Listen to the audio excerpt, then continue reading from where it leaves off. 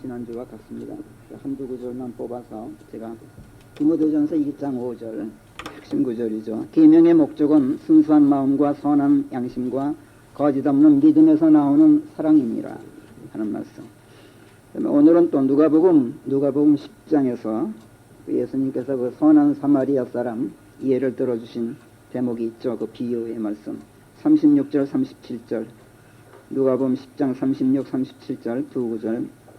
지금 이 세 사람 중에서 누가 토족들을 만났던 그 사람에게 이웃이었다고 너는 생각하느냐 하시니 그가 말하기를 그에게 자비를 보인 사람이올시다 하더라. 그러자 예수께서 그에게 말씀하시기를 너도 가서 그같이 하라 하시더라. 이렇게 두 말씀을 기본적으로 가지고 설교를 하겠습니다. 몇 주 동안 우리는 디모데전서 1장을 조명해 주시는 우리 성령 하나님의 인도를 받으면서 하나님의 말씀들은 모두가 그 궁극적인 목적이 사랑이다. 여기에 초점을 맞춰서 계속 강조해 오셨어요. 야고보서 2장이 강조하듯이 사랑이 말로만 끝나거나 관념적인 것에 머물지 않고 실천적인 행동으로 구현되는 것이 산 믿음이라는 것. 이걸 우리 마음속에 아주 깊이 새기도록 하셨던 겁니다. 그 과정에서 우리는 어째서 예수님께서 복음을 선포하시면서 본래 율법의 요구들보다 훨씬 더 실천하기 힘든, 행동으로 옮기기 힘든 그런 어려운 것들을 행하도록 요구하셨는지 그 이유를 우리가 확실히 알게 됐어요. 또 하나님의 말씀들은 율법들까지도 복음으로 승화시켜야만 비로소 하나님의 목적인 그 말씀의 목적인 사랑 그것이 성취된다는 것, 이걸 새롭게 깨닫게 됐어요. 그 결과 예수님께서 산상설교 첫머리에서 내가 율법이나 선지서들을 폐하러 온 줄로 생각하지 말아라. 나는 폐하러 온 것이 아니라 이루러 왔다. 이렇게 마태복음 5장 17절에서 선포하셨던 말씀은 결국 구약 성경을 신약 성경으로 대체해서 구약 성경을 폐지하기 위해서 오셨던 게 아니다. 그런 게 절대로 아니라 도리어 구약 성경을 실현하러 오셨던 것이고 구약 성경이 실현된 것 그것이 바로 신약 성경이다. 이것을 우리가 확인하게 됐어요. 그러니까 히브리서 9장 17절에 보면 이런 말씀이 있잖아요. 유언장은 유언한 사람이 죽어야 그 효력이 있느니라. 당연한 얘기죠. 그렇지 않고 유언자가 살아있는 동안에는 그것은 전혀 힘이 되지 않느니라. 이렇게 히브리서 9장 17절이 말해요. 근데 우리 성경은 테스타먼트예요. 테스타먼트란 유언장이란 뜻 아니에요. 테스타먼트. 유언장이란 얘기예요. 여기다 올드를 붙이면 구약, 여기다 유를 붙이면 신약이에요. 자, 여기 유언장, 내가 유언장을 써놨어.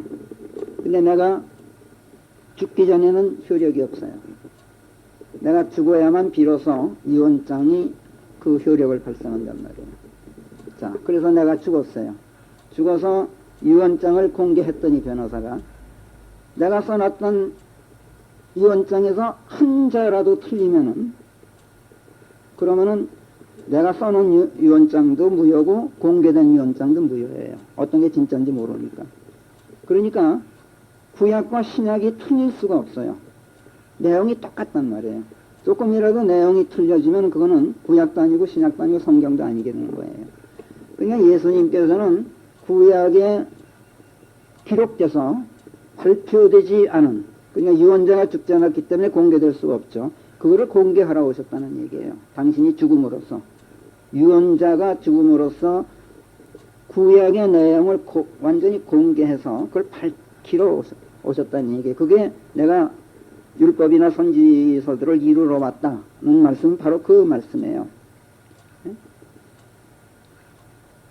이거를 우리가 새롭게 이해해야 돼요. 그러니까 우리가 구약 신약을 놓고 볼 때 일반적으로 어떻게 생각하냐면 신약 그거는 구약을 대체했다. 대체했으면 그거는 성경이 아니에요.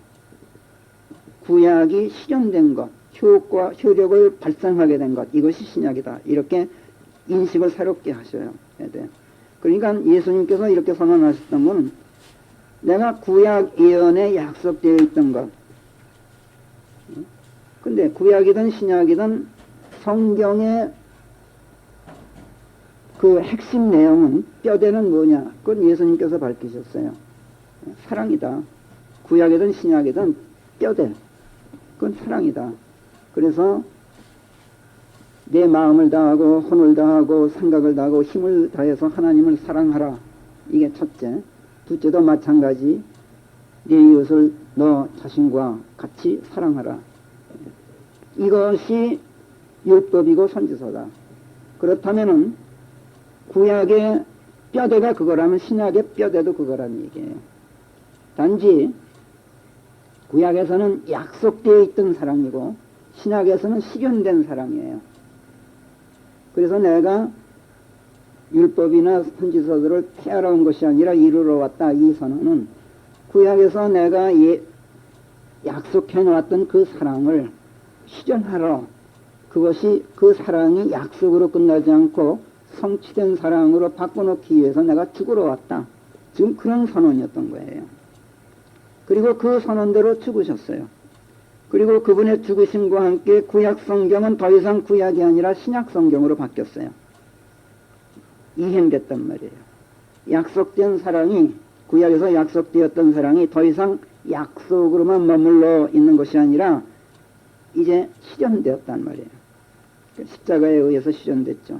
지금도 만약 우리가 구약을 붙잡고 있다면, 지금도 그런데도 우리가 구약을, 갈보리 십자가 이후인데도 구약을 붙잡고 있다면 이것은 유언자이신 하나님의 죽으심을 인정하지 않는 거예요. 아직도 그분이 죽고 사랑이 실현되기만을 기다리고 있는 아주 답답한 사람들이 돼요. 그런데 반대로 내가 신약을 붙잡고 있다면 지금 이것은 이미 실현된 사랑을 마음껏 향유하고 있는 거예요. 왜? 유언자가 죽고 그 유언장이 공개돼서 유언대로 좀 실현됐기 때문에 그걸 내가 누려야 될 거 아니에요. 지금도 만약 내가 구약을 붙잡고 있다면 일주일 중 7째 날 반드시 안식일로 지키고 있어야 돼요. 그런 무거운 부담을 안고 있어야 돼요. 그러나 내가 신약을 붙잡고 있다면 일주일 중 7날, 1년 365일을 모든 날들을 안식 속에 들어가 있는 그 삶을 향유해야 돼요.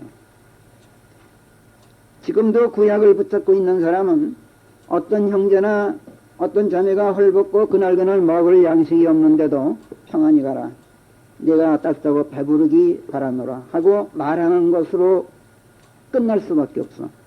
더 이상 할 일이 없어요. 지금도 구약을 붙잡고 있으면. 그러나 신약을 붙잡고 있는 사람은 그런 말로 끝나는 게 아니라 실제로 그 사람이 필요로 하는 이런저런 것들을 실제로 베푸는 행동을 하게 돼요. 그런 권능 속에 있단 말이에요. 이게 구약을 붙잡고 있는 사람과 신약을 붙잡고 있는 사람 사이의 차이예요. 그날 먹을 양식이 없으면 얼른 그거를 갖다 줄 수 있는 행동으로 사랑을 실천해 보이는 그런 사람으로 바뀐단 말이에요. 만약 지금도 사랑을 행동으로 실천하지 않는다면 이 사람은 아직도 유언자 하나님께서 죽기만을 기다리고 있는 사람이야. 참 답답한 사람이죠. 이런 사람은 마치 로또에 당첨됐는데, 로또에 당첨됐어. 그런데 그걸 인정하지 않아. 몇 번, 내 번호가 지금 당첨됐다고 발표가 됐는데 그걸 받아들이질 않아. 그리고 아직도 발표되기만을 기다리고 있는 거야. 얼마나 답답해요. 이런 바보가 세상에 어디 있어요. 그런 식이에요. 어떤 회사에 내가 입사 원서를 냈는데 그걸 제출했어. 그리고 합격 통지서가 날라왔는데 그걸 인정하지 않아.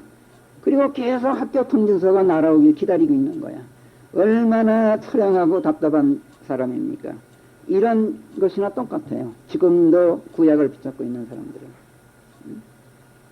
이런 사람은 하나님의 말씀이 그 목적이 사랑이라는 것을 알더라도 그 사랑을 누릴 줄을 몰라. 그리고 누리지 못하니까 베풀 줄도 몰라. 제가 늘 그러죠. 사랑은 받아본 사람이나 할 수 있다고. 사랑은 우리 애들도 마찬가지예요. 어렸을 때부터 사랑을 받아본 사람이 이 다음에 어른이 돼서 사랑하죠. 어렸을 때부터 사랑 못 받아본 사람은요, 사랑 못합니다. 원래 그런 법이에요, 인간이라. 내가 사랑을 받아야 베풀 수 있어요. 우리말 속담에 광에서 인신 난다는 말 있잖아요. 광에서 인신 난다. 광이 비어 있으면 내가 베풀고 싶어도 베풀 수가 없잖아요. 하나님께로부터 내가 받은 것이 없으면 베풀 수가 없단 말이에요. 사랑을 행동으로 실천하지 못하는 사람은 하나님께로부터 받은 사랑이 없기 때문에 사랑하지 못하는 거예요. 그런데 그분께서는 이미 베풀어도 아주 넘치도록 베풀어 놓으셨어요. 그렇잖아요. 하나님께서는 광에 가득 채우고도 남을 곡식가마를 우리 집 대문 앞에 갖다 부려놨어요. 근데 그걸 인정하지 않아. 이상하죠? 그걸 인정하지 않고 대문 거꾸로 잠궈놓고 그걸 안으로 들여봐. 광에 갖다 쌓을 줄을 몰라 사람들이. 그래서 내 광이 텅 비어 있으니 어떻게 내가 베풀 수가 있느냐고. 안으로 들여다 광에 가득 쌓아놔야 거기서 내가 꺼내다가 베풀 거 아니에요.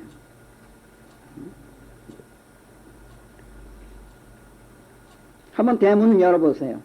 거기 곡식가마가 그득히 쌓여 있을 테니 그것을 안으로 들여다가 광에 가득 채우세요. 그리고 이웃에게 베푸세요. 아무리 봐도 없습니까? 곡식가마 산더미처럼 쌓여 있는 게 보이질 않아요? 한 줌도 없다고? 정말 그러세요? 다시 한번 보세요. 거기 누군가 서 있을 거예요. 주 예수 그리스도. 온 세상 만물 모든 것의 상속자이신 그 부유하신 분이 지금 서 있어요. 쌀가마 산더미처럼 쌓여 있는 것보다도 훨씬 더 많은 엄청난 재산의 소유자가 내 대문 앞에 와서 서 있단 말이에요.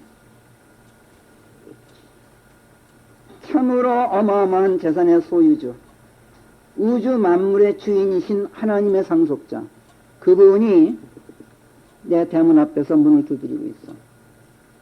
보라, 내가 문을 두드리고 서 있나니 누구라도 내 음성을 듣고 문을 열면 내가 그에게로 들어갈 것이요 그와 밥상을 함께 할 것인지. 당신 재산을 다 밥상 위에 올려놓겠다는 얘기예요. 그가 나와 함께 하게 되리라. 요한계시록 3장 20절, 이 시대의 모든 교회들에게 전하는 마지막 메시지가 바로 이거예요. 결국 사랑을 행동으로 실천하지 못하는 사람은 예수님을 자기 집 대문 안으로 모셔드리지 못한 사람이에요. 그분을 안으로 모셔드리지 않고는 누구도 사랑을 베풀 수가 없게 돼 있어요. 베풀어도 그 사랑은 성경이 말씀하는 사랑일 수가 없어요. 성경이 말씀하는 사랑, 디모데전서 1장 5절. 순수한 마음, 선한 양심, 거짓 없는 믿음에서 나오는 사랑. 이거는 베풀지 못한단 말이에요. 바로 여기에 예수님께서 복음을 선포하시면서 본래의 율법보다 훨씬 실천하기 어려운 행위를 요구하셨던 이유가 여기에 있단 말이에요. 율법의 요구는 어떤 형제나 어떤 자매가 헐벗고 그날 먹을 양식이 없는데도 그들에게 평안히 가라, 네가 따뜻하고 배부르기 바라노라 하고 말하면 충족돼요. 율법은 거기서 끝나요. 충분해요. 그러나 복음의 요구는 그걸로는 안 돼요. 복음의 요구는 실제로 이런저런 몸에 필요한 것들을 그들에게 주는 행동이어야만 충족돼요. 그러니까 예수님께서 복음을 전하시면서 율법보다 훨씬 더 어려운 걸 요구하셨던 것이 바로 그거예요. 율법에서는 약속했지만 신약에서는 이행되어야 돼요. 그렇기 때문에 말로 끝날 수가 없어요. 신약에서는 반드시 실천되지 않으면 신약일 수가 없단 말이에요. 근데 나는 신약 속에 살고 있잖아요. 지금 왜 그걸 누리질 못하느냐고. 내가 행하지 않는 것은 행하지 않는 것이 아니라 누리지 못하고 있단 말이에요. 내가 내 광에서 곡식을 베풀지 못하는 이유는 내 광에 쌓여있는 곡식을 내가 누리지 못해서 그렇단 말이에요. 내 곡식을 누리지 못하는 것은 대문 앞에 서 계신 그 엄청난 부자 주 예수 그리스도를 안으로 들여놓지 않아서 그렇단 말이에요. 이해되시죠? 광이 비어있는데 어떻게 베풀 마음이 있어도 없으면은 현실적으로 불가능하잖아요. 근데 구약에는 없었어요. 구약 시대에는 광이 피어 있었어요. 예수 그리스도가 대문 앞에 와 있지도 않았고 구약 시대에는. 그러나 갈보리 십자가 이후는 모든 게 상황이 달라졌어요. 그래서 예수님께서는 그 어려운 걸 요구하시면서 결국은 뭘 제안하신 거냐면 나를 불러들여라.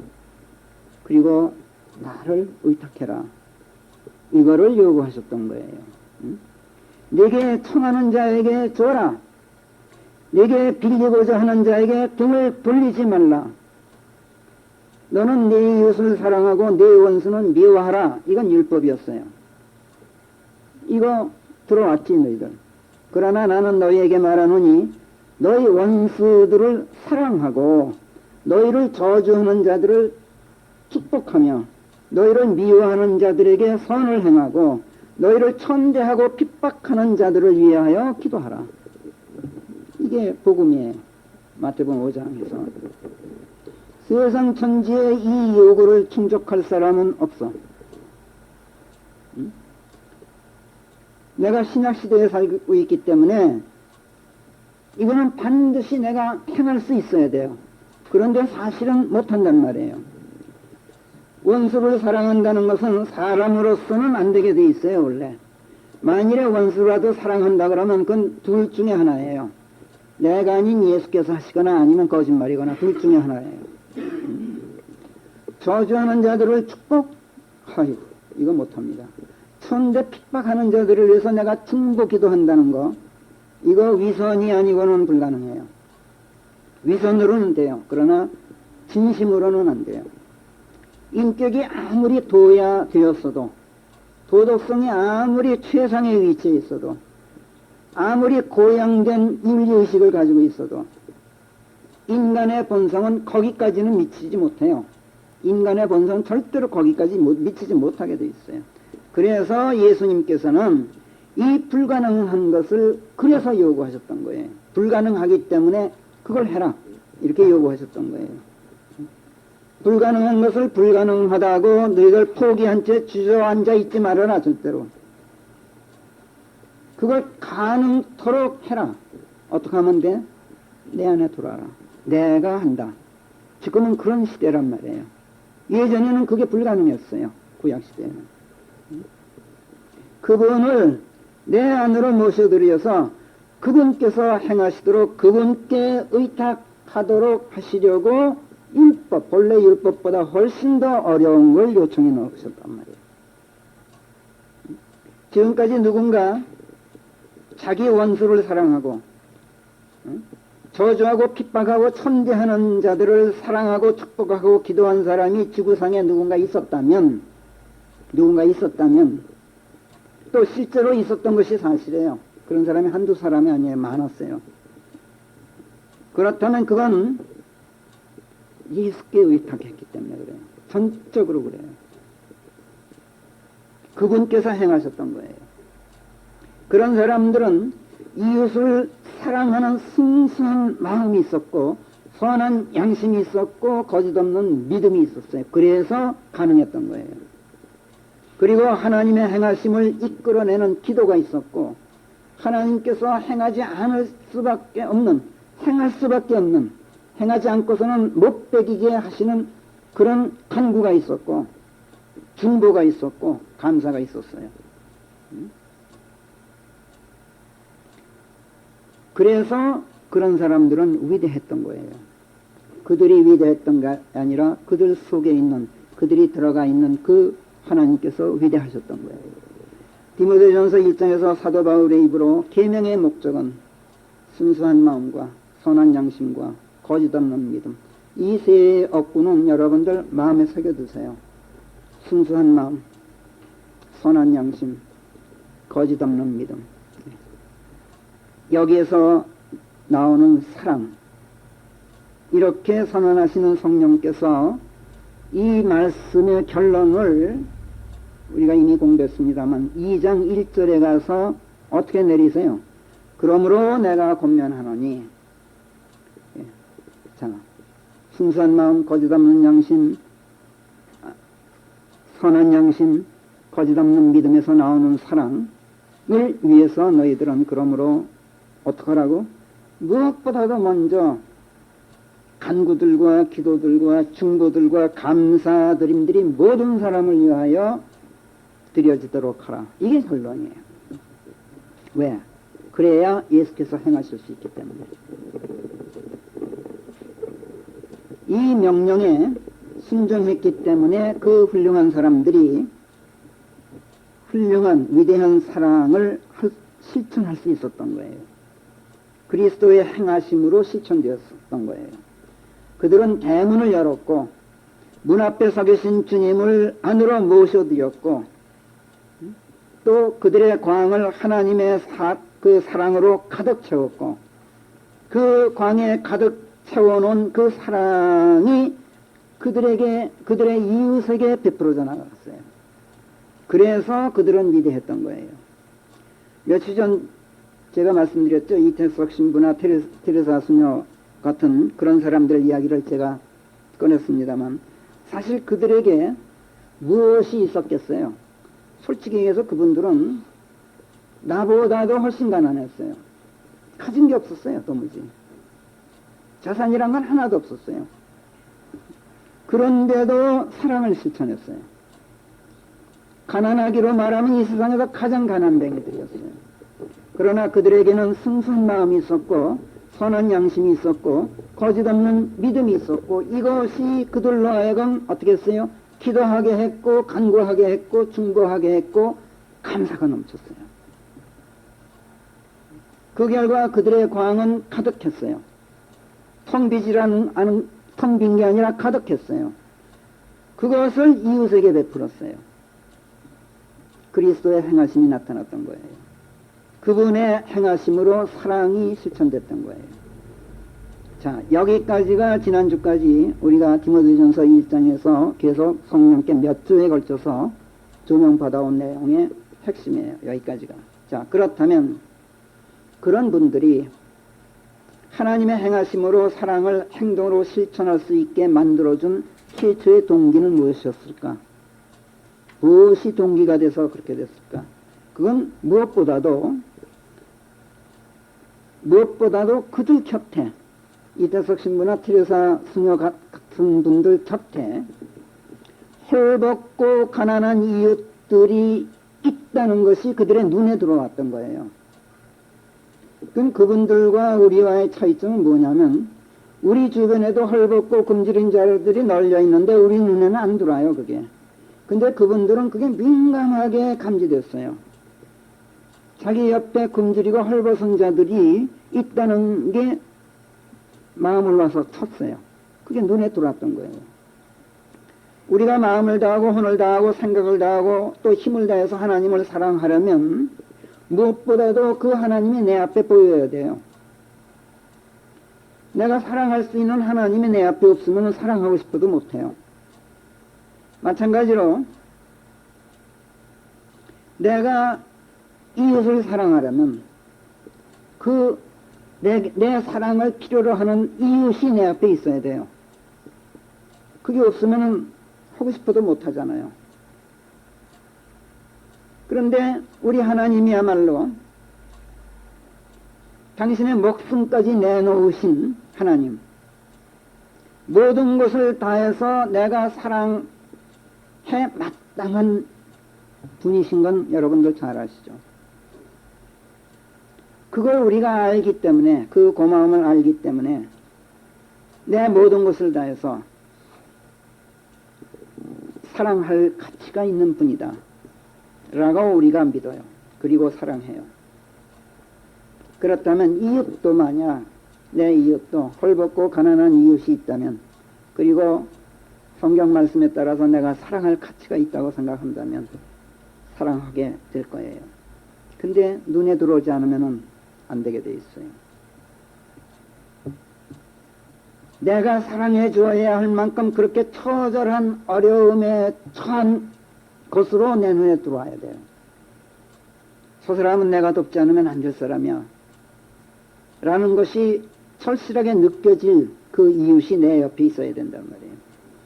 그런데 이태석 신부나 테레사 수녀 같은 사람들의 눈에는 주변에 널려 있는 그 헐벗고 가난한 사람들이 다 자신의 도움, 그분들의 도움과 사랑을 필요로 하는 처절한 어려움에 처해 있는 것으로 그들의 눈에 들어왔던 거예요. 그래서 그들은 그들을 도왔고 사랑을 실천하는 데 일생을 바쳤어요. 이런 점에서 그분들은 우리와 달랐어요. 그러나 그들이 더 위대했던 것은 자신들의 광이 텅 비어 있는 것이 아니라 그 누구보다도 부유한 하나님의 상속자 예수 그리스도로 가득 차 있었다는 점이에요. 그게 진짜 위대한 점이었어요. 그걸 알았다는 점이에요. 그리고 그것으로 사랑을 행동으로 실천하면서 그것이 자신들의 능력이 아니라 하나님의 행하심이라는 것을 항상 감사했던 사람들. 그래서 위대했어요. 그 행하심이 끊임없이 이어지도록 하나님께 매달려서 항상 간구했고 기도했고 중보를 했어요. 그래서 위대했어요. 산상설교에서 복음을 선포하시고 사랑을 역설하시면서 율법보다 훨씬 더 실천하기 어려운 정도가 아니라 불가능한 요구를 하셨던 예수님. 네게 청하는 자에게 주고 네게 빌리고자 하는 자에게서 등을 돌리지 말라. 너는 네 마음을 다하고 내 이웃을 사랑하고 내 원수는 미워하라고 말씀한 거 너희 들어왔지. 그러나 나는 그런 정도가 아니야. 너희 원수들을 사랑해. 너희를 저주하는 자들 축복해. 너희를 미워하는 자들 선을 행해. 너희를 천대하고 핍박하는 자들 그들을 위해서 기도해. 이렇게 가르치셨던 예수님께서 그 설교를 마무리하셨을 때 이제 그 설교를 끝내셨어요. 그 마무리하신 말씀이 뭔지 아세요? 응? 청하라. 이게 결론이에요. 청하라. ask. 그러면 그것이 너희에게 주어지리라. 찾으라. seek. 그러면 너희가 찾아낼 것이다. 두드리라. 그러면 그것이 너희에게 열릴 것이다. 이것이 마무리 말씀이었어요. 그리고 이것을 힘입어서 다른 사람들이 너희에게 해주기 바라는 것이 있거든 무엇이나 다 너희가 그들에게 해주어라. 이것이 율법이요 선지서들이다 라고 선언하셨어요. 이게 결론이에요. 저 유명한 산상설교의 결론이었단 말이에요. 이것은 바로 디모데전서 1장을 끝내고 2장 1절에서 그러므로 내가 권면하노니 무엇보다도 먼저 간구들과 기도들과 중보들과 감사드림들이 모든 사람들을 위하여 드려지도록 하라 라고 결론을 내리시는 우리 성령 하나님과 맥을 똑같이 하는 것이에요. 예수님의 그 산상설교의 결론과 디모데 전서의 이 결론 맥이 똑같아요. 이것이 이 맥이 성경에 숨겨 있는 금맥이에요. 금맥. 바로 그것이 금맥이에요. 사랑을 실천했던 사람들은 이태석 신부나 테레사 수녀 같은 그 수없이 많은 사람들이 사랑을 실천했던 사람들은 그들이 남보다 능력이 있어서가 아니라 성경에 숨어있는 이 금맥을 찾아낸 사람들이에요. 그리고 찾아내는데 그치지 않고 그 금맥을 캐서 사용했던 사람들이에요. 그들이 이 금맥을 찾아내고 그 금맥을 켜서 사용할 수 있게 된 동기는 무엇이었느냐? 그것을 필요로 하는 사람들이 눈에 들어왔다는 거죠. 이것이 동기였어요. 자신들의 도움과 사랑을 절실히 필요로 하는 처절할 만큼 어려움에 처해 있던, 그러니까 아까도 말씀드렸죠. 가난뱅이 중에서도 가난뱅인데 그들의 도움을 필요로 하는 정도로만 얼마나 처절해요. 그 어려움이. 근데 그들이 내 눈에 들어온 거야. 그런 이웃들이 그들의 눈에 들어왔다는 것, 이것이 동기였어요. 그 결과 자신들부터가 찢어지게 가난해서 가진 것이 아무것도 없는데도 그들은 청했어요. 그들은 찾았어요. 그리고 두드렸어요. 그리고 받았고 열렸어요. 그리고 그것으로 베풀었단 말이에요. 하나님의 행하심을 이끌어냈고 하나님의 행하심으로 그들을 도울 수가 있었던 거예요. 그들은 주께 의탁해서 율법과 율법의 사랑을 복음의 사랑으로 승화시켰어요. 그러니까 네가 따뜻하고 배부르기 바란다 하는 율법을 실제로 베푸는 행동으로 실천하는 복음으로 승화시켜놨단 말이에요. 그들은 주 예수 그리스도 우리 하나님으로 하여금 율법을 이루시도록 했어요. 바로 이것이 그들의 진짜 위대한 점이에요. 그러니까 세상에서는 참 어려운 사람 많이 헌신적으로 도왔다, 그래서 위대하다, 이런 정도로 끝나는데 좀 더 깊이 들어가 보면은 그런 정도가 아니에요. 그들의 위대성은 지금 말씀드린 바로 여기 있었던 거예요. 자, 하나님의 사랑을 여기까지만 배우고 우리가 그 사랑을 우리가 배운 그 사랑을 여기까지만 배운 것을 마음에 새기면 성령께서 디모데전서 1장에서 의도하셨던 그 말씀의 목적, 그 이웃사랑의 의미, 이거를 충분히 소화해낸 거예요. 충분히 소화했어요. 더 바랄 게 없어요. 그러나 우리 성령께서는 여기에 머물지 않으세요. 우리에게만큼은 안 그래요. 여기서 또 한 걸음 나가셔요.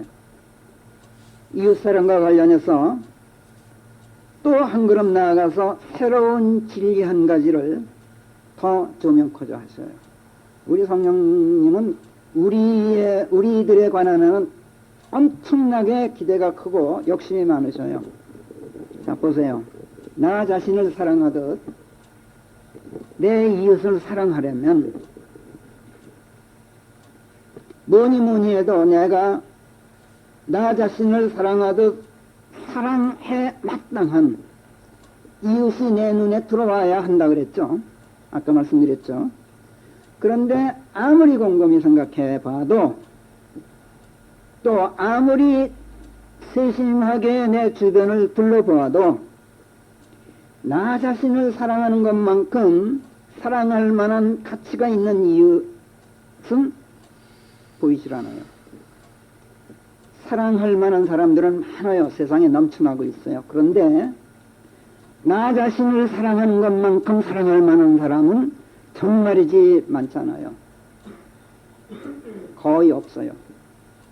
잘 한번 생각해 보세요. 여러분 자신을 사랑할 만큼 사랑할 만한 이웃이 있어요? 아니, 내 처자식 말고. 그건 이웃이 아니잖아요. 내 살부치는. 내 살부치라도 그래요. 내 처자식이라도 나 자신을 사랑할 만큼 사랑할 만한 가치가 있는지, 그렇게 다가오고 있는지 한번 자기 자신을 들여다보세요. 아마 그런 만큼 사랑할 만한 그런 사람 그렇게 흔치 않을 거예요. 이것은 여러분의 눈이 나빠서 그런 것도 아니고, 여러분의 마음이 모질어서 그런 것도 아니고, 인정머리 없어서 그런 것도 아니에요. 응? 나 자신을 사랑하듯 사랑할 만한 가치가 있는 이웃은 원래 의외로 흔치 않은 법이에요.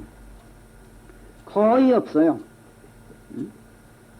내가 나 자신을 사랑하듯 사랑해야 할 내 이웃이 누구입니까? 바로 여기서 예수님께서 바로 이 질문 앞에서 예수님께서 누가복음 10장에서 들려주신 것이 선한 사마리아 사람의 비유였어요. 우리에게 새로운 화두를 던지셔요. 여기서 누가 내 이웃인가에 대해서. 원래 이 비유는 누가 내 이웃인가 에서 시작했어요. 저 유명한 선한 사마리아 사람의 비유는 내 이웃이 누구인가 여기서 출발했어요. 그리스도인 쳐놓고 이 유명한 비유의 말씀을 모르는 사람 없어요. 적어도 서너 번씩 설교를 들었을 거예요.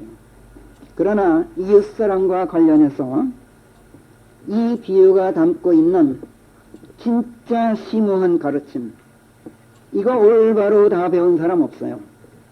이거를 우리 성령께서 오늘 조명해 주고자 하시는 거예요. 결론부터 말씀드릴게요. 결론부터. 예수님께서 이 비유를 통해서 우리에게 제시하고자 하시는 것, 우리에게 주시는 권고, 그거는 1차적으로는 이웃사랑을 행동으로 실천했던 그 선한 사마리아 사람처럼 되라는 거예요. 1차적으로는. 근데 다 그렇게 거기서 끝나요.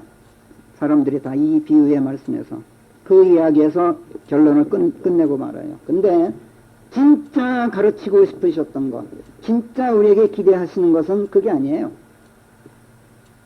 예수님께서는 우리가 선한 사마리아 사람처럼 되기를 다 바라셔요. 그렇지만 진짜로 우리에게 바라시는 게 뭔지 아세요?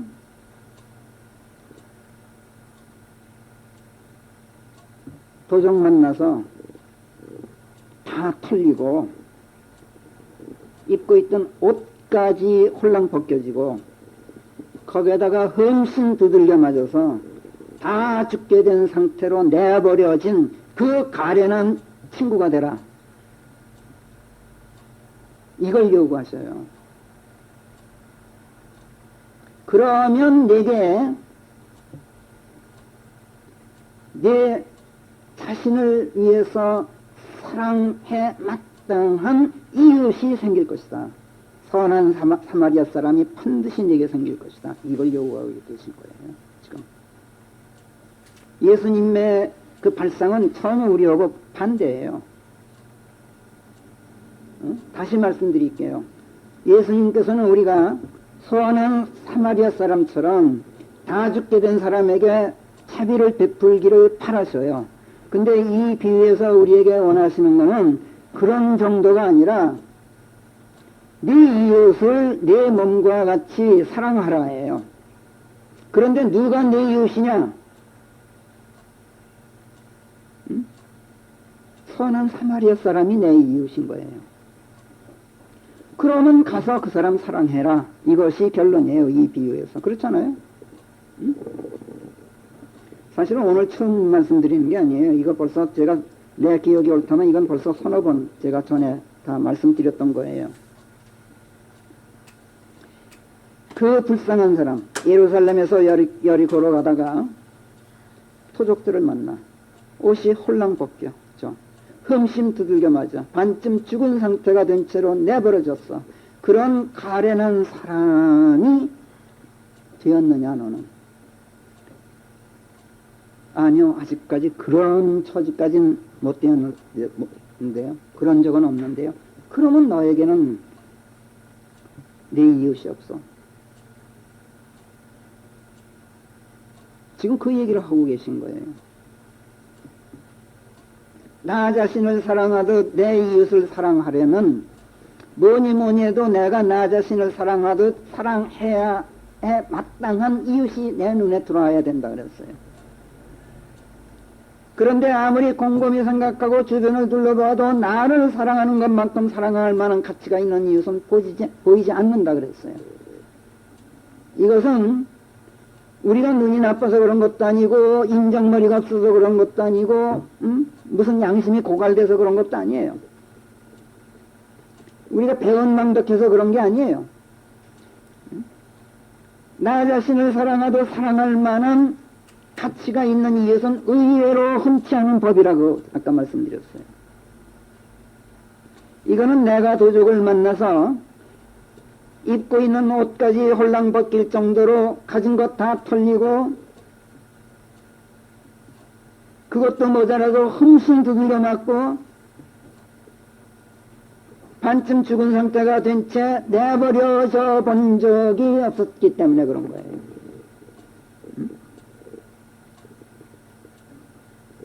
물론 이런 처지에 빠져도 못 본 척하고 지나가는 사람이 있어요. 제사장이 그랬죠. 레위인이 그랬어요. 그러나 그런 사람이 세 사람 중에 두 사람은 그런 사람이겠지만 하나만큼은 선한 사마리아 사람이 반드시 있게 돼 있어요.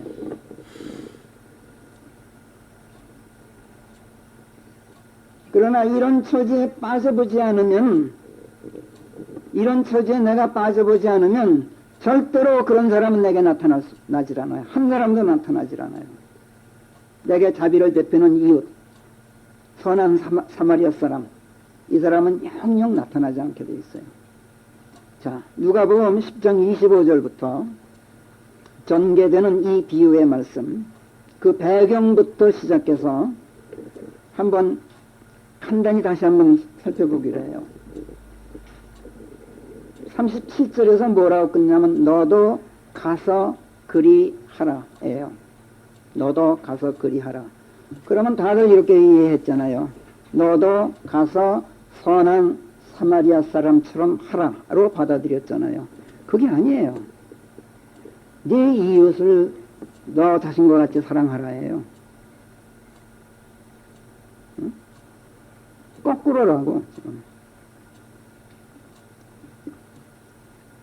자, 이 비유는 원래 예수님을 시험하려고 영생을 물려받으려면 무엇을 해야 합니까? 하고 물어온 한 율법사에게 예수님께서 답하시는 과정에 들려주신 비유예요. 대체 이 율법사는 예수님의 무엇을 시험하고 싶었던 것일까? 이것부터가 참 궁금해요. 또 영생을 물려받기 위해 해야 할 일을 물어온 자에게 영생을 받으려면 어떻게 해야 됩니까? 라고 물어온 자에게 예수님께서 응답하시기를 정말 놀랍게도 율법을 제시했어요. 보세요. 내가 영생을 얻으려면 내가 무엇을 해야 됩니까? 그러니까 율법에 뭐라고 되어 있느냐 이렇게 말씀하셨어요. 복음을 들이댄 게 아니라 율법을 제시하셨어요. 이거 깜짝 놀랄 만한 사실이에요. 응?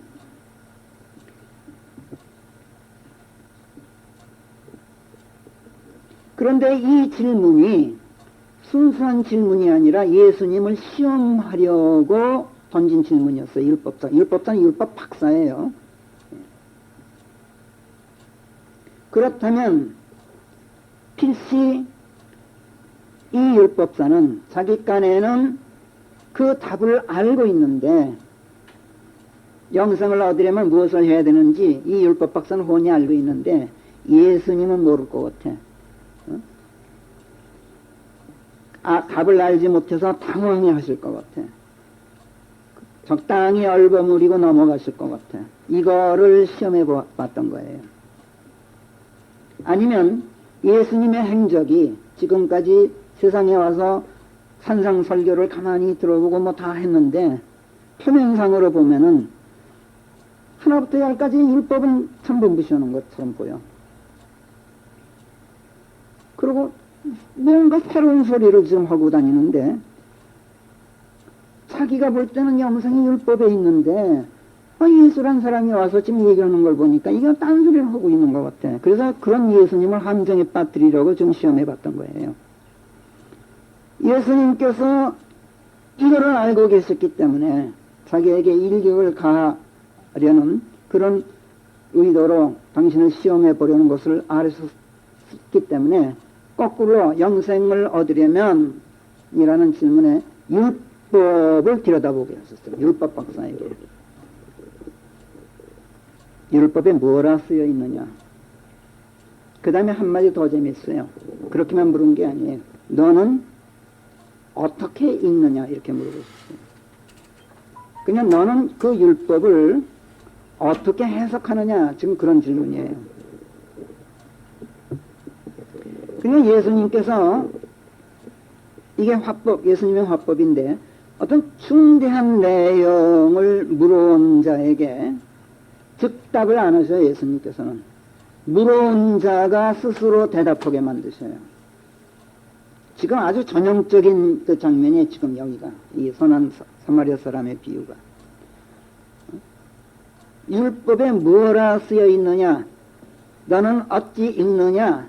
그러니까 그 다음에 율법 박사가 줄줄줄줄줄 대답하지 않고 사실은 요한복음 4장 4절에서 내가 주게 될 물을 마시는 자는 누구든지 다시 목마르지 아니하리니 내가 그에게 주게 될 물은 단연코 그의 안에서 물이 샘솟는 우물이 되어 영원한 생명으로 인도하게 되리라. 요한복음 4장 4절. 이렇게 대답해 심직하잖아요. 그죠? 아니면 요한복음 5장에서 안식일에 일하신다는 이유로 예수님께 적개심을 품고 있던 유대인들에게 뭐라 그러셨어요? 진실로 진실로 내가 너희에게 말하노니 내 말을 듣고 나를 보내신 그분을 믿고 의탁하는 자들에게는 영원한 생명이 있다 라고 선언했어. 그리고 정죄되지 않는다. 단연코 죽음에서 생명으로 옮겨가 있다. 이렇게 선언하셨어요. 요한복음 5장 24절에서. 자, 이렇게 본격적인 복음이야. 이 복음으로 답하셨을 법한데 율법사에게. 율법사도 아마 그렇게 예상했을지도 몰라. 그러지 않고 놀랍게도 율법에서 답을 찾게 하셔. 그러니까 여러분들 구약에는 영생이 없다. 우린 이렇게 배웠잖아요. 근데 예수님의 눈에는 그게 아니에요. 구약에 영생이 있다는 거예요. 아까 처음부터 제가 말씀드렸어요.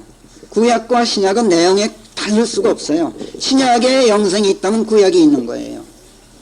근데 구약에서는 영생이 약속되었고 신약에서는 그 약속이 실현됐을 뿐이에요. 그러니까 예수님께서 당연히 그렇게 대답하시는 거예요. 너는 율법 박사야. 너는 아직 신약을 모르지. 구약만 알지. 구약에 뭐라고 돼 있냐.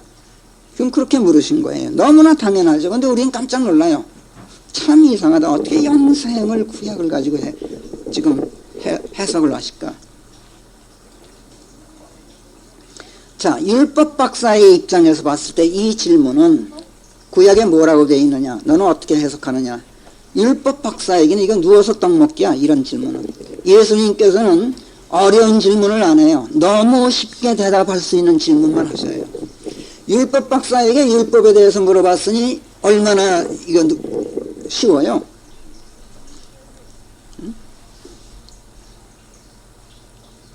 누구라도 알고 있는 거 율법 박사라면 그거를 다 슬며시 물어보셔요. 아니나 달려 이 친구 대답하는 거 신명기 6장 5절 또 레위기 19장에 나오는 그 두 말씀을 엮어서 예수님께서 하신 그 말씀 그대로 해요. 너는 네 마음을 다하고. 이거 예수님께서 인용하시는 게 아니라 율법 박사가 인용합니다. 누가복음에서는 네 마음을 다하고 네 혼을 다하고 네 생각을 다하고 네 힘을 다하여 주 너희 하나님을 사랑하라. 신명기 6장 5절에 율법 박사는 달달달달 외워요. 지금 이거를. 그 다음에 레위기 19장 18절에 나오는 말씀 또 내 이웃을 너 자신과 같이 사랑해라. 이거를 또 인용해요. 자, 예수님 이 생각에 율법을 꿰뚫고 있어요. 이 친구는. 척 대답하는 거야. 그러니까 예수님께서 내가 옳게 대답하였도다. 가서 너도 그리하라. 이렇게 하셨어요. 그런데요, 보세요. 신명기 6장 5절이나 레위기 19장 18절이나 구약 어디를 봐도 이 계명들이 명령되는 그 대목에서 영생을 얻는 조건으로 주어진 데는 한 군데도 없어요. 이게 달라요. 단지 이런 계명들은 영생을 물려받는 조건으로 제시된 계명이 아니라 단지 젖과 꿀이 흐르는 땅에 들어갔을 때 강성해질 수 있도록 하나님의 도우심으로 강성해질 수 있도록 사랑을 준수하고 실행해라. 그리고 그것들을 자식들에게 열심히 가르쳐라. 집에 있을 때나 일할 때나 앉아서나 설 때나 걸을 때나 누울 때나 먹을 때나 잠잘 때나 계속 이 마음을 네 자식들에게 들려주어라 하는 하나의 덕목으로 제시된 계명이에요. 영생이라는 얘기는 한마디도 안 나와요. 여기서 구약에서 생활 덕목으로 제시된 계명이란 말이에요. 그런데 이 율법사는 내가 어떻게 읽느냐 어떻게 해석하느냐는 대답에 그 질문에 대한 대답으로 영생의 조건으로 해석하고 있었어요. 그러니까 이거는 보통 율법사가 아니에요. 지금 이 사람 예수님의 심정을 꿰뚫고 있어요. 지금. 그런데요, 하나님의 말씀을 이만큼 깊이 깨닫고 깊이 옳게 이해해도 그래도 그것도 중요해요. 대단히 중요하죠. 기본적으로. 그러나 그 말씀들의 요구를 행동으로 옮기지 못하면 무슨 소용이 있어요. 깨닫고 이해하는 것만으로는 안 돼요. 말씀이 실현되지 않으면 그것이 죽은 믿음이에요. 그래서 예수님께서 Good, you are right, go and do it 이렇게 명령하셨어요. 가서 행하라. 옳게 너 알고 있다. 근데 그걸로는 안 된다. 가서 do, 행하라. 예수님께서 하셨던 거예요. 말씀하셨어요. 율법을 행하라. 그 다음에 뭐라 그랬어요? 그러면 네가 살리라. 그러니까 율법을 행해야 산다. 지금 이렇게 말씀하셨어요. 율법을 행하는 게 복음이에요. 신약이에요. 구약에서는 율법을 행하는 게 아니라 내가 따뜻하고 배부르기 원하노라 라고 말하는 것으로 충족된다 그랬어요. 근데 신약의 복음은 그것으로 끝나서는 안 되고 바라는 바를 행동으로 실천해야만 충족돼요.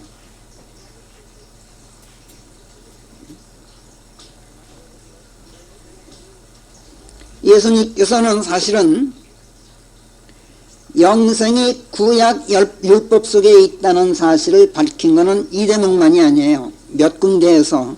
그냥 이건 사실 새로운 사실이 아니에요. 예를 들면 이런 거 있잖아요. 요한복음 5장 39절에서 성경 말씀들을 탐색하라. Search the scripture. 성경 말씀들을 탐색하라. 왜?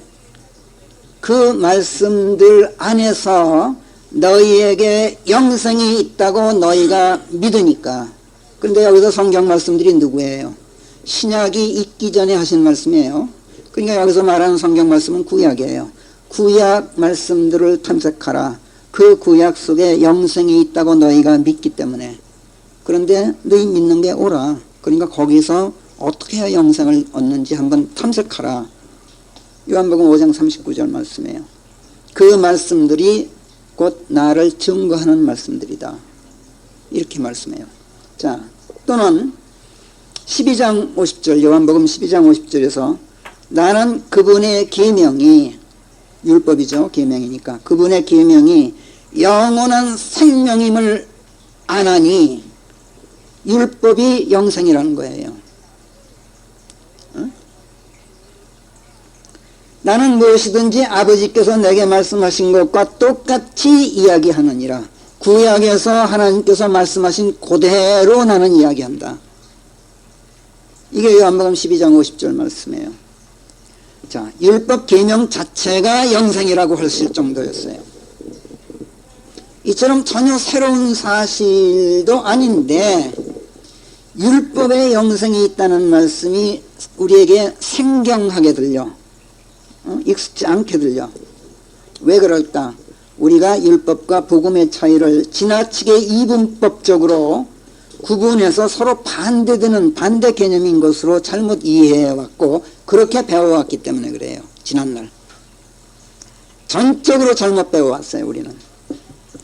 자, 오늘 설교 서두에서 제가 말씀드렸습니다. 구약이나 신약이나 내용은 똑같을 수밖에 없다. 내용이 다르면 그건 구약도 아니고 신약도 아니고 성경도 아니다. 다른 점이 있다면 구약은 아직 효력이 발생하지 않은 유언장이고 신약은 그 효력이 발효된 유언장이다. 이것이 다른 점이다. 만약 구약과 성경이 서로 내용이 다르다면 둘 다 유언장으로서의 법적 효력은 다 상실하고 만다. 성경도 아니란 얘기예요. 내가 유언장을 써놨는데 공개되니까 내가 써놓은 원본과 다르면 그게 어떻게 유언장이 되느냐 말이에요. 아까 다 말씀드렸던 거예요. 구약의 영생은 영생의 약속이고 신약의 영생은 약속된 영생이 실천된 영생이란 말이에요. 갈보리에서 실현됐잖아요. 그 약속이. 복음은 약속이 실천되었음을 알려주는 기쁜 소식이에요. 여러분, 이렇게 약속된 게 바로 비로소 이행되었습니다 라고 알려주는 good news예요. 이게 복음이에요. 이게 기쁜 소식이란 말이에요. 자, 예수님께서 율법사로 하여금 자기가 물은 질문에 자기가 아주 쉽게 대답토록 이렇게 만들어 놓으시고 그 대답이 옳다는 것을 인정해 주시고 그 다음에 그것을 가서 행하라고 권고하셨어. 자, 그런데 율법사는 이 말씀이 뭐가 못마땅했는지 그 충고가 뭐가 그리 못마땅했는지 질문을 또 던져요. 그런데 누가 내 이웃입니까? 이렇게 물어요. 뭔가 못마땅해. 그리고 그 구절에 보면은 왜 이렇게 물었느냐 하면은 자기가 정당하다고 자기 자신을 정당화시키고 싶어서 to justify himself, 자기를 정당화시키고 싶어서 이런 질문을 던졌다 이렇게 전하고 있어요. 누가복음 10장 29절이. 자, 뭘 정당화시키고 싶었을까? 이 율법사가. 율법 지식도 풍부했어요. 그 깊은 뜻도 꿰뚫고 있었어요. 그런 율법사예요. 그런 만큼 그 말씀을 예수님께서 앞에서 뭐라 그랬어요? Go and do. 가서 행하라. 이 말씀을 듣고 누가 내 이웃입니까? 이렇게 물었던 거예요. 자, 율법을 꿰뚫고 있는 율법사가 그 말씀을 행동으로 실천하는 것이 중요하다는 걸 모를 리가 없죠. 그런데 예수님께서 내 이웃을 내 몸과 같이 사랑하라는 이 요구에 대해서만큼은 문제를 제기했던 거예요. 이웃사랑을 행동으로 실천하려면 아까 다 말씀드렸어요. 그 사랑을 필요로 하는 이웃이 있어야 할 거 아닙니까? 내가 내 목숨까지라도 바칠 정도로 사랑할 만한 가치가 있는 이웃이 어디 있습니까? 예수님 당신은 그런 이웃이 있습니까? 과연? 이것을 정당화시키고 싶었던 거예요. 아까도 말씀드렸죠. 정말이지 그런 이웃은 흔치 않은 법이라 그랬죠. 여러분 한번 곰곰이 생각해 보세요. 여러분 주변에 여러분 자신을 사랑하듯 사랑할 가치가 있는 이웃이 한 사람이라도 있어요? 그게 세상이에요. 그러니까 이 율법사는 너무나 현실 감각이 뛰어난 사람이에요. 이런 점에서 하나님께서는 너무나 이상주의자처럼 보여요. 말은 좋아요. 근데 그런 이웃이 현실적으로 없단 말이에요. 그러니까 그것을 자기의 현실 감각을 정당화시키고 싶어서 이 율법사는 예수님께 이런 질문을 던졌던 거예요. 아닌 게 아니라 참 뛰어난 현실 감각을 가지고 있었어요. 이 사람은. 그런 생각을 가지고 있는 자기 자신을 정당화시키고 있었어요. 하나님도 마찬가지예요. 하나님도 정말이지 여러분, 내 마음을 다하고 혼을 다하고 생각을 다하고 힘을 다해서 사랑하려면 그거 현실적으로 불가능합니다. 여러분들 하나님 참 사랑할 수 있어요. 그런데 정말이지 마음을 다하고 혼을 다하고 힘을 다하고 생각을 다해서 사랑한다는 거 불가능해요. 현실적으로 안 돼요. 왜? 인간이란 그 정도로 완벽하지가 못해요. 하나님을 사랑해도 인간은 거기까지는 미치지 못하는 법이에요. 이런 자기 자신을 이런 생각을 가지고 있는 율법사가 자기를 정당화시키려고 이웃이 누굽니까? 이렇게 물었던 거예요. 바로 여기서 이웃에 대한 인간 내 시각과 하나님의 시각 차가 드러나요. 바로 여기서 이 시각 차에서 인간의 현실감각과 하나님의 현실감각 사이에 틈이 벌어져요. 우리가 생각할 때는 우리가 굉장히 현실적인 것 같아. 하나님은 이상주의자인 것 같아. 원수를 미워하고 이웃은 사랑하라. 얼마나 현실적이에요. 근데 하나님은 뭐라 그래요? 내 원수를 사랑하라. 이건 이상주의야. 그런 것처럼 보인단 말이에요. 이것이 인간의 현실감각과 하나님의 현실감각의 다른 점이란 말이에요. 물론 생각이야 하나님의 생각이 옳겠죠. 하나님이신데. 그렇지만 누구의 생각이 더 현실적이냐고. 사실 이런 대목에서 하나님의 생각은 지나치게 이상주의적인 생각인 걸로 받아들여질 수밖에 없어요. 그러니까 사람들이 안 지켜요, 그거를. 아이, 그건 이상주의야. 현실적으로 불가능해. 이렇게 하고 넘어왔단 말이에요. 우리가 늘 그러잖아요. 그러면서 살잖아요. 그죠? 근데 여러분, 생각 바꾸세요. 예수님께서 이 비유를 들려주신 목적, 하나님의 빼어난 현실감각을 제시하셨던 거예요. 너희들이 가지고 있는 현실감각은 현실감각이 아니야. 그건 자포자기 하는 거고 자기 비하시키는 거고 그리스도인이라면서 하나님의 자녀들이라면서 너희들 하나님 아버지의 권능을 너무나 깔아뭉개고 있어. 너희들이 생각하고 있는 건 현실이 아니야. 하나님께서 너희에게 보여주시는 그 빼어난 현실 감각을 너희들이 배워야 돼. 그래서 이 비유를 들려주셨던 거예요. 응? 자, 어떤 사람이 지금 예루살렘에서 여리고로 내려가다가 도적을 만났는데 도적들이 그의 예수를 홀랑벗기고 두들겨 패서 반쯤 죽은 상태가 된 채로 버리고 내뺐어. 한 제사장이 우연히 그 길로 걸어 내려오다가 그를 보자 못 본 채 가던 길로 그냥 지나갔어. 그 다음에 한 레위인이 또 똑같이 지나가다가 이 친구는 그냥 못 본 채 한 게 아니라 가서 살펴봤어요. 그리고는 또 그냥 아무렇지도 않게 그냥 가던 길로 그냥 가버렸어요. 제사장이 누굽니까? 율법을 집행하는 사람이에요. 율법의 핵심이 뭐? 사랑이라 그랬잖아요. 그 사랑도 어떤 사랑? 내 이웃을 내 몸과 같이 사랑하는 그 사랑이에요. 율법의 핵심이에요. 그것을 집행하는 사람이 제사장이에요. 그리고 그걸 가지고 그 법률을 가지고 사람들을 재판하는 사람이에요. 이 제사장은. 그것만인 줄 아세요? 제사장은 죄인들을 대신해서 자기 목숨을 제단에 올려놓는 사람이에요. 물론 구약시대는 짐승으로 대신했지만 그건 상징적인 것이고 사실은 죄인들을 위해서 내 목숨을 제단에 희생제물로 올려놓는 사람이 제사장이에요. 그런데도 못 본 척하고 지나갔어. 레위인 뭐예요? 레위인도 제사장 계급 아니에요. 제사장 집안 아니에요. 그죠? 똑같아. 마찬가지야. 그런 사람이 무슨 자비니 사랑이니 하는 거 그런 거를 입에 담기는커녕 최소한 인정이라도 있어야 될 거 아니야. 그런데 그것도 없이 못 본 척하고 지나갔어요. 자, 레위인도 마찬가지.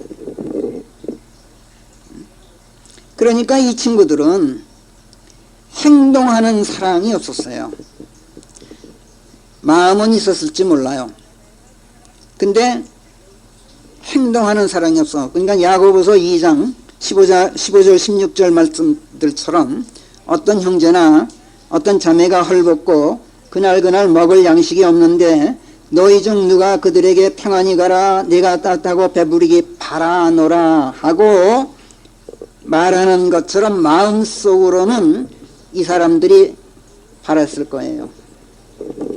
너 지금 불쌍하게 쓰러져 있구나. 네가 기운 차리고 일어나기를 바라노라. 아마 그렇게 속으로 기도하고 지나가는지도 모르겠어요. 그러나 행동으로는 손가락 하나 갖다 가지 않았어요. 이게 구약이에요. 이게. 그래도 충족돼요. 구약은. 그걸로 충분해요.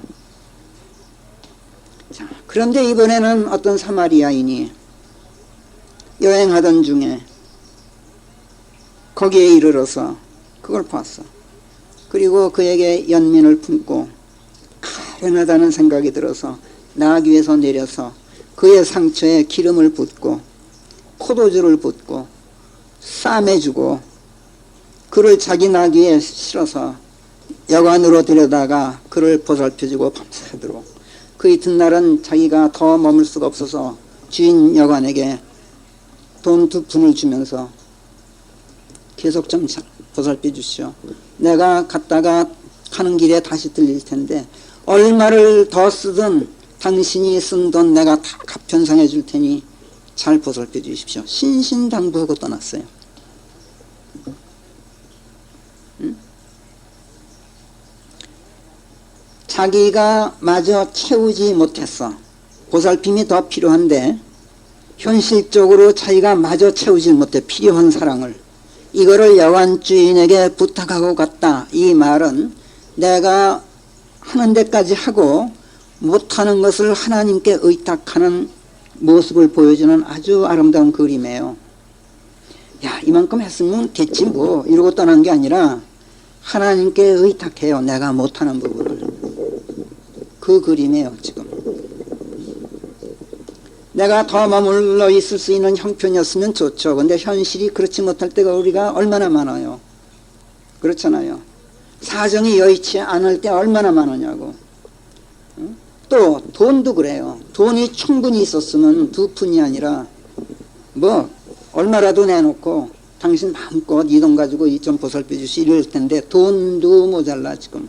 그러니까 2푼밖에 못 내놨어.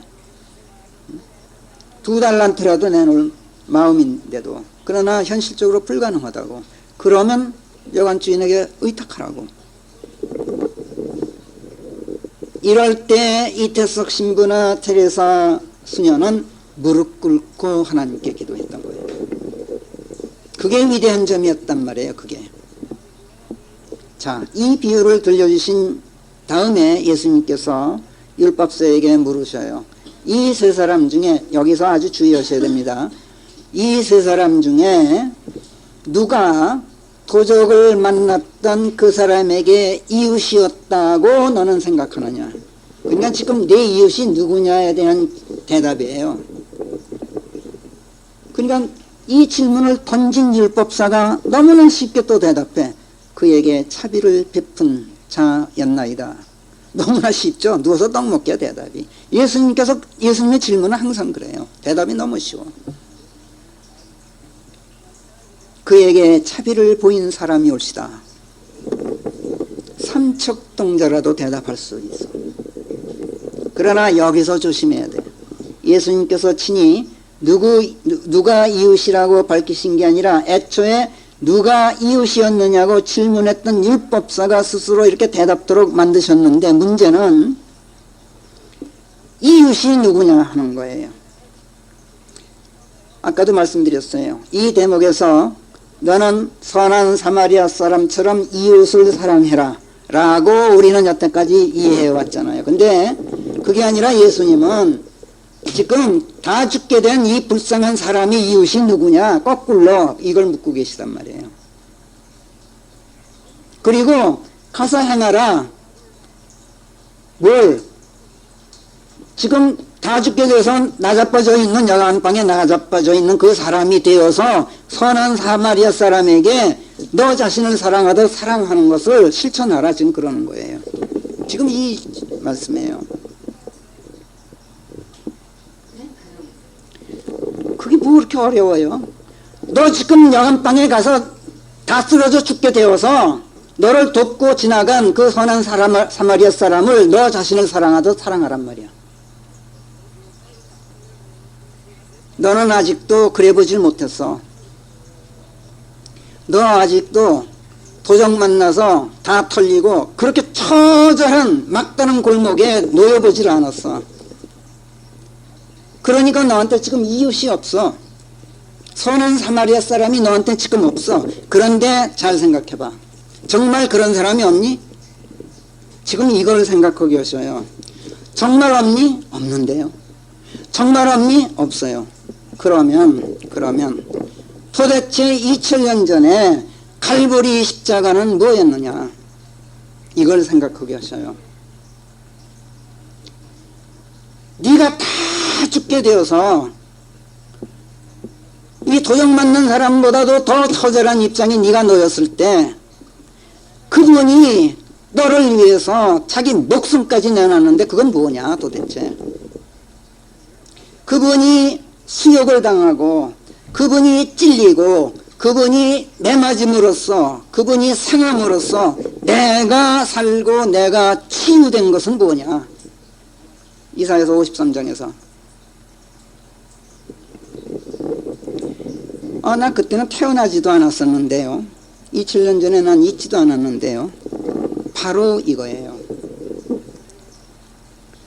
제가 지지난주에도 말씀드렸어요. 하나님의 세계에서는 시간이 존재하지 않는다. 그래서 우리가 성경과 나 자신을 항상 대비해 볼 때 여러분들이 잊지 말아야 될 것 하나. 어제의 일이 오늘의 일이요, 오늘의 일이 내일의 일이요, 내일에 있을 일이 오늘 있는 일이고 이미 어저께 있었던 일. 2000년 전에 칼보리 십자가는 오늘 내 앞에 서 있고 내일 태어날 사람에게 또 서 있을 것이고 시간이 존재하지 않아. 하나님의 세계에서는. 그러면은 예수님이 내 이웃이란 말입니까? 이웃 중에서도 이웃이지. 그럼 예수님을 사랑하라는 말씀입니까? 그건 이미 앞에서 말씀했잖아요. 내 마음을 다하고 내 혼을 다하고 내 생각을 다하고 내 힘을 다해서 하나님을 사랑하라 그랬는데 그 다음엔 뭐예요? 이웃이라 그랬는데 그 이웃이 예수님이라면 결국은 사람을 사랑하는 게 아니라 하나님을 사랑하라는 말씀입니까? 아니.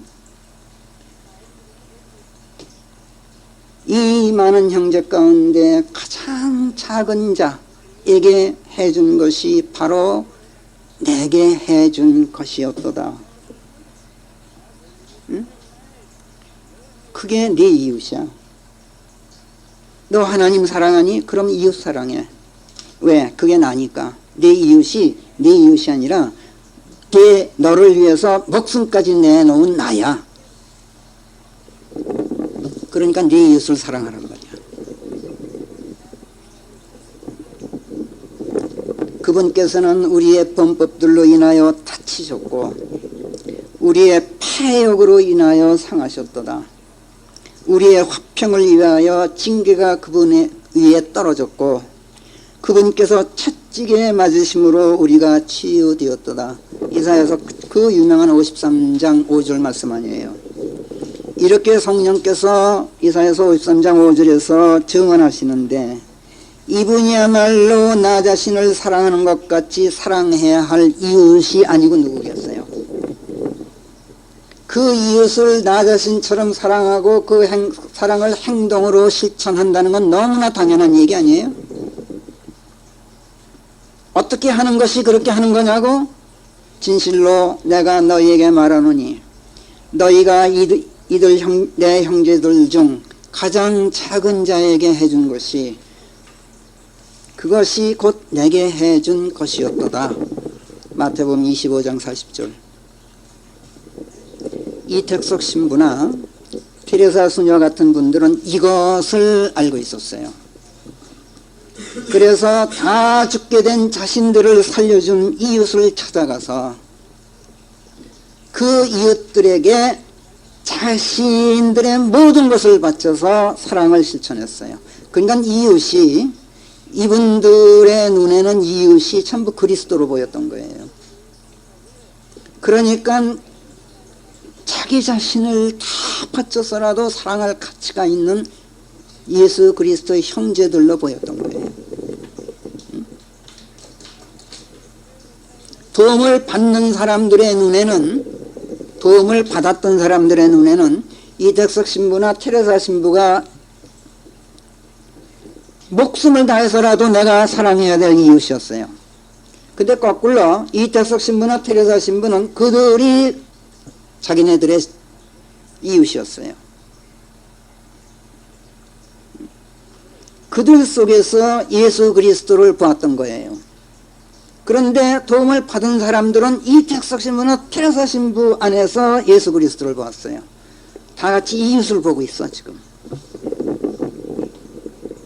자, 예수께서 종용하셔요. 너도 가서 그같이 하라. 그러면 네가 살리라. 그러나 여러분, 그같이 하고 싶어도 못할 처지에 놓이는 현실이 있죠. 사실은 그 현실이 우리의 현실이에요. 보세요. 내가 선한 사마리아 사람, 나를 살려준 그 사람에게 나 자신을 사랑하듯 사랑하는 건 마음으로는 되지만 행동으로 해야 되겠는데, 지금 내 신세가 뭡니까? 아직도 몸도 추스리지 못한 채 여관방에 나자빠져 있는 신세예요 지금. 그렇잖아요. 어떻게 내가 내 마음에 있는 사랑을 행동으로 옮길 수 있어요? 몸도 움직이지 못해 나는. 지금 내 신세는 그 은혜를 갖기 위해서 뭘 행동으로 실천해야 될 텐데 가진 것 다 털려서 거지 깡통 신세야 지금. 그렇잖아요. 옷도 없어 지금. 이게 내 신세란 말이야. 이웃은 분명히 있어. 지금 선한 사마리아 사람. 그 사람은 이미 떠났어. 여관 주인이 대신 지금 보살펴주고 있어. 현실적으로 내가 사랑은 하지만 현실적으로 행동으로는 표현을 못한단 말이에요. 근데 예수님께서는 뭐예요? 실천하기를 바라잖아요. 행동화시키기를. 근데 나는 지금 아직 그러질 못해요. 그럴 때 어떡하라고? 주 예수 그리스도께 맡기라고. 이런 현실에 부닥쳐란 말이에요. 부딪히면 하나님께 매달리지 않을 수가 없게 되게 돼 있어요 지금. 그래서 예수님께서는 선한 사마리아 사람을 너 자신을 사랑하듯 사랑하려면 네가 부닥쳐야 된다. 네가 거지 깡통 신사가 돼야 된다. 응? 그러면 너 나한테 매달리게 돼 있어. 그러면 내가 행할 거야. 지금 그걸 가르쳐주고 계신 거예요. 이 대목에서. 그것이 바로 디모데전서 1장에서 성령께서 하시는 말씀이에요. 그러므로 내 형제들아, 무엇보다도 먼저 간구들과 기도들과 중보들과 감사드림들이 모든 사람들을 위하여 드려지게 하라. 똑같은 결론 아니에요. 그러면 내가 행하겠다.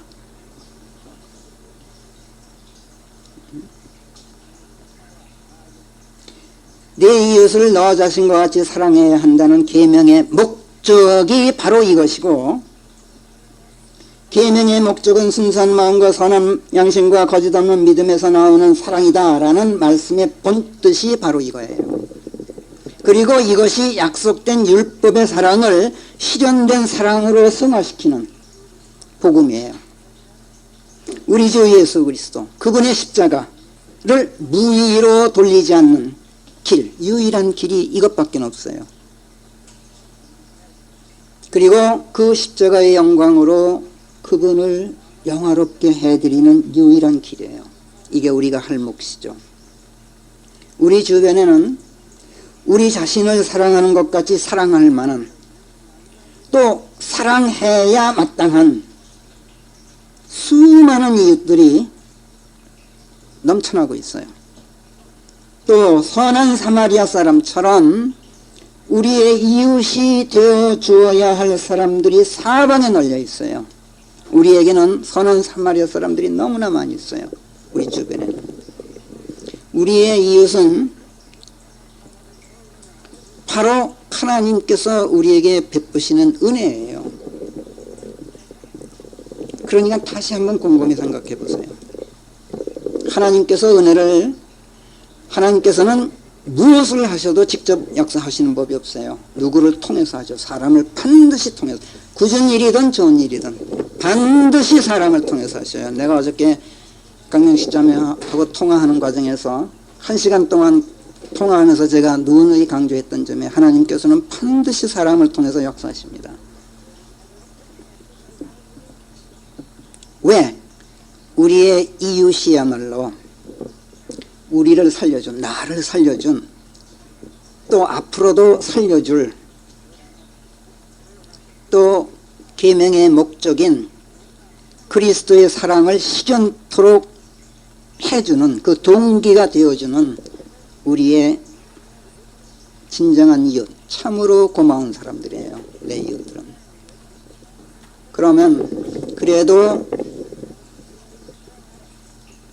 내가 나 자신을 사랑하듯 사랑할 가치가 없다고 생각된다고 합시다. 내 옆집에 사는 사람이. 그런데 여러분들 내일을 점칠 수 있어요? 모레를 알아요? 내가 거지 깡통 신사가 될지 누가 알아요? 안들한 법 없잖아요.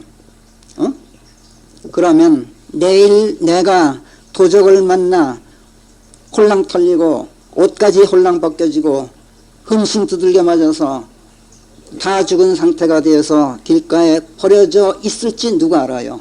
그때 선한 사마리아 사람이 나타날지 누가 알아요? 내일. 내일의 일은 이미 뭐라고? 오늘의 일이라 그랬죠. 하나님의 세계에서는. 내일 있을 일이 이미 어저께 있었던 일이라 그랬죠. 하나님의 세계에서는. 어저께 일이 오늘의 일이고 오늘의 일이 내일이면서 내일의 일이 오늘 일이란 말이에요. 그게 하나님의 세계예요. 그러면 설사 내 이웃이 오늘 우리 시간으로는 그럴 가치가 없는 이웃으로 보일지라도 내일 그런 가치가 있는 사람이 되도록 하는 건 우리에게 달려있어요. 그렇죠? 내 이웃은 내가 만들어요. 그러니까 이웃이 있는 게 아니라, 그런 이웃이 있느냐 없느냐가 아니라 내가 만든단 말이에요. 그런 이웃을. 우리 성령께서는 이 대목을 통해서 선한 사마리아 사람을 많이 만들어놔라, 그걸 가르치고 계신 거예요. 그것이 사실은 누가복음 16장에서 불의한 채물이 내게 친구가 되게 하라라는 가르침과 맥을 같이 해요.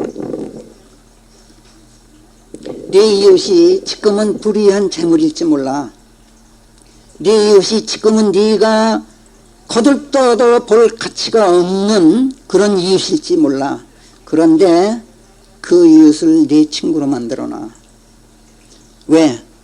네가 하기에 따라서 그가 선한 사마리아 사람이 될 수가 있어.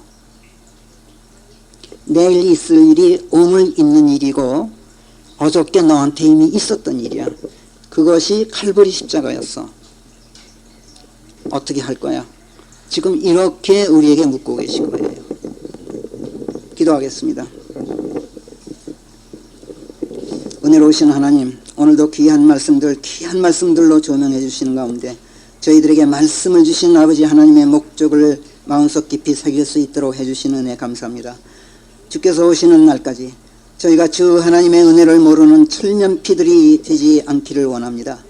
형제나 자매가 헐벗고 굶주리 있는데도 평안히 가라, 네가 따뜻하고 배부르기 바라노라 하고 말하는 것으로 그치는 죽은 믿음이 아니라 평안하고 배부르도록 행동으로 실천하는 산 믿음을 갖게 되기를 원합니다.